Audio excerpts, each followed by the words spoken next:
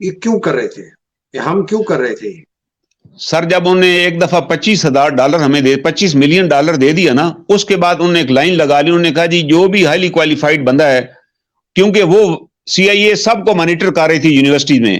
ہمارے پاس کچھ middle asset کے لڑکے تھے جو کراچی یونیورسٹی میں پڑھ رہے تھے، فزکس کیمسٹری میں وہ کر رہے تھے MSc، ان کو وہاں سے اٹھایا گیا، جس کا نتیجہ نکلا کراچی یونیورسٹی میں ہنگامے ہوئے. I was in Karachi at that time, تو کراچی یونیورسٹی کے اسٹوڈنٹ اٹھا لیے گئے.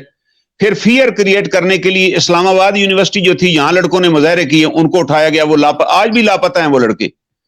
آئی followed those cases because I was in the army. ایک فیئر، دو پرپز تھے. ایک تو ڈالر کمانے، آپ لکھ کر دے دیں کہ ہی از فیسیلیٹیٹر، اور اس کے بعد وہ $5,000 آپ کو نقد انعام دے دیتے تھے کہ یہ لے جائیں. ایک پاکستانی رہا ہو کے آیا، اس نے بیان دیا بڑا زبردست. اس نے کہا جی مجھے یہاں سے اٹھا کر بگرام لے گئے، اور وہ میجر صاحب جو مجھے اٹھا کر لے گئے تھے، انہوں نے وہاں مجھے امریکیوں کے حوالے کیا. امریکیوں نے میرے چہرے سے نقاب اتارا تو میں نے میجر صاحب کو دیکھ لیا، تو ان کے حوالے کرتے ہوئے میجر صاحب نے کہا اچھا جناب فی امان اللہ. اس نے کہا ابھی مجھے ان کے حوالے کر کے تم مجھے فی امان اللہ بھی کہہ رہے ہو، کیونکہ تم اپنی فیس لے چکے ہو. وہ بیچارہ بعد میں رہا ہو گیا 5-6 سال کے بعد کہ ہی از انوسنٹ. آپ سوچیں، ایک پوری فیملی کو اٹھایا گیا پاکستان سے، رحیم یار خان کے علاقے سے. اس کا بھی مشرف صاحب نے ذکر کیا ہے. اس فیملی میں ایک 6 ماہ کا بچہ بھی تھا. انہیں اب اسی کتاب میں ایڈمٹ کیا ہے کہ I handed over the 6 month child to the Americans. وہ شکر یہ ہوا کہ امریکن نے اس فیملی کو لے جانے سے انکار کر دیا. انہوں نے کہا ہم نے اس بچے کو، اس کی ماں کو کیا کرنا ہے. مجھے اس لیے پتا ہے کہ آئی کنٹیسٹڈ دیٹ کیس. میں جب آرمی سے ریلیز ہو کر آ گیا تو میرے پاس تو ان کا ڈیٹا تھا سارا. میں پنڈی ہائی کورٹ میں نے ادھر کیس دائر کر دی ان کے خلاف کہ جی اس فیملی کو کدھر پکڑا ہوا ہے. تو الٹیمیٹلی وہ فیملی ریلیز کر دی گئی.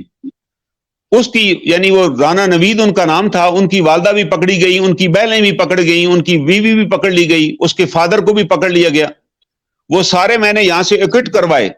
اس کی بیوی کو پھر پکڑ لیا گیا کہ جی ڈاکہ ہوا تھا آپ کے علاقے میں، اس ڈاکے کا سامان آپ کے گھر پڑا ہوا ہے.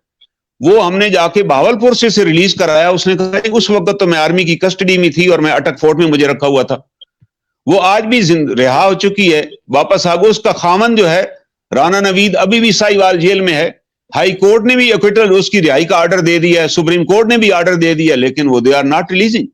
وہ جو مشرف کی باقیات ہیں دے آر اسٹل ایڈمنٹ کہ ہم نے کسی کو ریلیز نہیں کرنا. اس پہ کوئی چارج بھی نہیں ہے.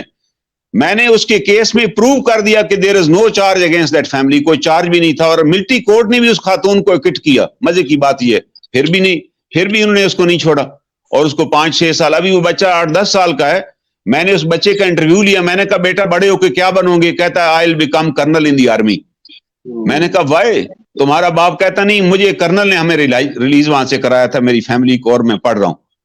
ہم نے تو فوج کا امیج بحال کی ان کی آنکھوں میں کہ سارے آرمی افسر ایسے نہیں ہیں. اور میں جب اس کیس میں پیش ہوا یہاں پہ اینٹی ٹیررسٹ کورٹ میں، تو جج صاحب نے مجھے چیمبر میں بلا لیا کہ سر پہلے تو کرنل صاحب آتے تھے کہ ان کو کوئی ریلیف ہی نہیں دینا، تو آپ کیسے کرنل ہیں؟ میں کہا میں بھی فوج سے آیا ہوں، اور یہ آپ ریکارڈ چیک کریں ان کے خلاف کیا کیس ہے. اینڈ دین ہی اگریڈ کہ یہ تو بڑا انہوں نے ظلم کیا. اور اس جج نے پھر ایکوٹ کر کے اسے رہا کر دیا کہ نہیں، دیر از نو چارج اگینسٹ دیم. آپ کس طرح لوگوں کو پکڑ رہے ہیں اور کس طرح آپ اسٹیٹ چلا رہے ہیں؟ یہ وہ ظلم تھا جو کیا گیا. کرنل صاحب یہ جو آپ بات کر رہے ہیں نا، یہ